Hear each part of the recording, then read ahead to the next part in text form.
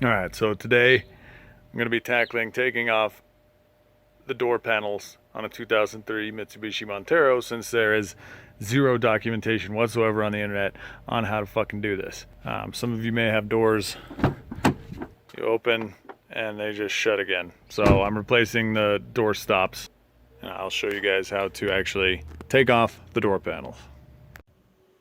First, you're going to need a couple of tools. I know they make specific ones for taking off door panels, but I'm using these pry bars that I had, 10mm wrench, flathead screwdriver, the actual stopper thing. I'll put the part numbers in the description, and some sort of a Phillips head screwdriver. First thing you're going to want to do is pop these little plastic caps off. There's two screws, one there and one there, and then take those out. Now don't lose those stupid things, because it's ugly as shit if they're not on there. Alright, so now here's where you take your pry bar and you kind of feel around for the stops. And you pull them out individually. A bunch on the bottom and a bunch on the right side. The left side is secured by the screws up there. So for some reason, Mitsubishi really didn't want these things to come off. This and this. So I'll show you a close-up of kind of how they work after I get them off.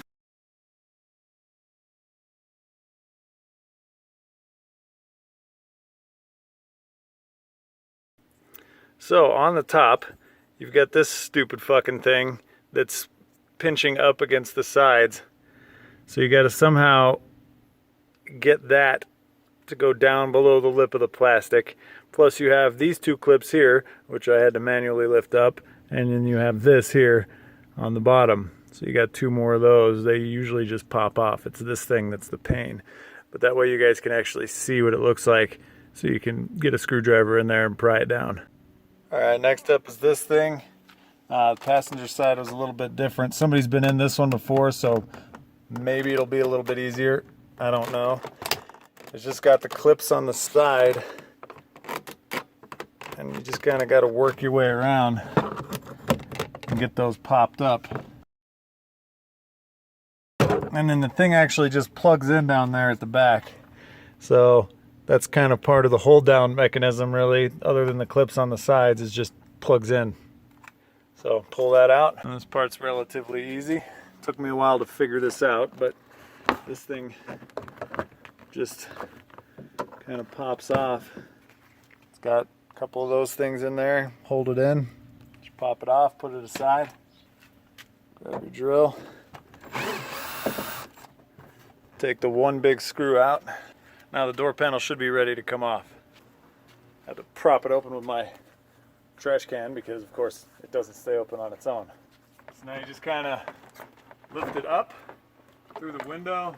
If you got the speaker stuff over here, you kind of got to go around that.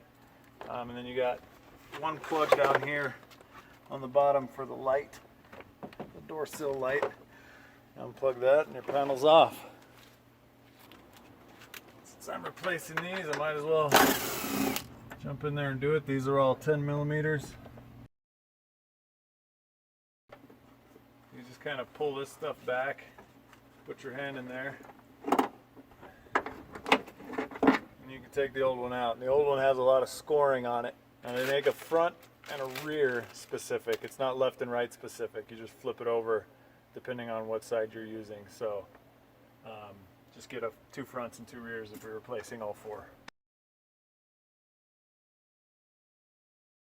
Now the door technically should stay open when you open it. Hot darn, look at that. Now to install this back, found a nifty little trick. Basically just slide this back.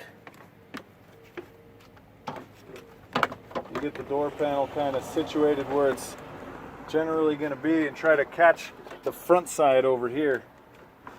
It's kind of difficult to get on there, but it can be done because the tweeter is hanging out. And then you just kind of slide it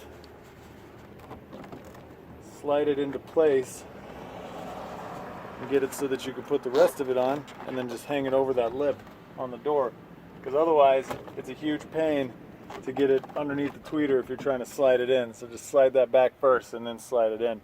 Helps a lot. At that point, then you just reverse everything that we just did, and then you're done. Good to go. Fucking A, Cotton.